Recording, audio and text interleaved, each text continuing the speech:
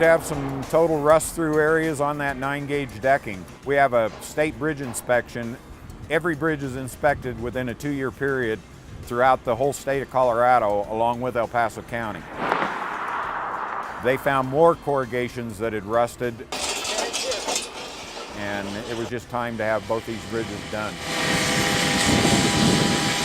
instead of putting Band-Aids on them. 2 years ago, we went through a list of our decks and the condition of the bridge decks throughout the county.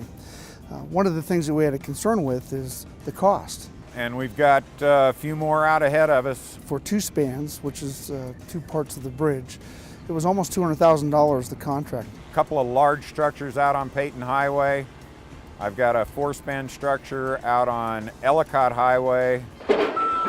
The thought process was, well, how much does it cost to actually have a bridge deck crew and how much money could we save? And we've probably saved 50 to 60% in cost just by having that crew go out and work on our bridge decks. The guys are doing a phenomenal job. They know the urgency of getting this road back open, and they're making every step count.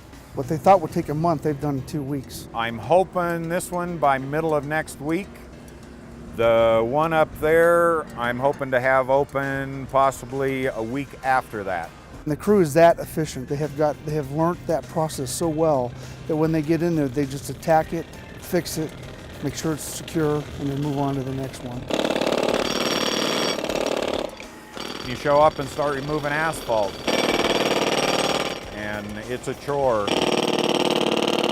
The guys are on jackhammers and equipment peeling the old asphalt out. Once that's out and clean, we put a containment underneath the bridge. Then we start ripping the deck off.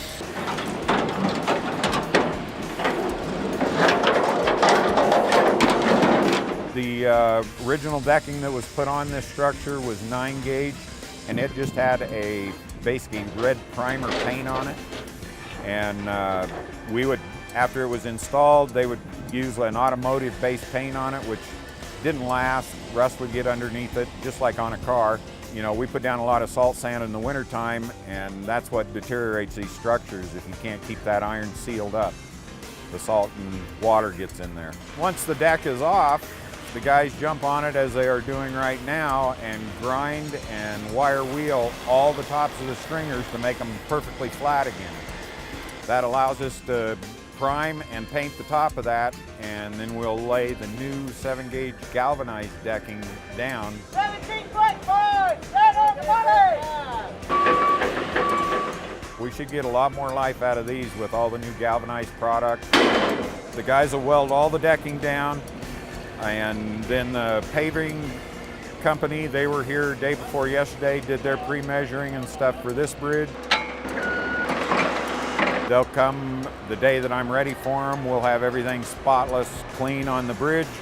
They'll lay in asphalt into the corrugations and then do a 4-inch mat over the top of it to meet existing asphalt. As a result of this crew, or the idea of putting the crew together and bringing it back, what you're going to have is a cost-effective way to maintain our bridges in the safest manner possible.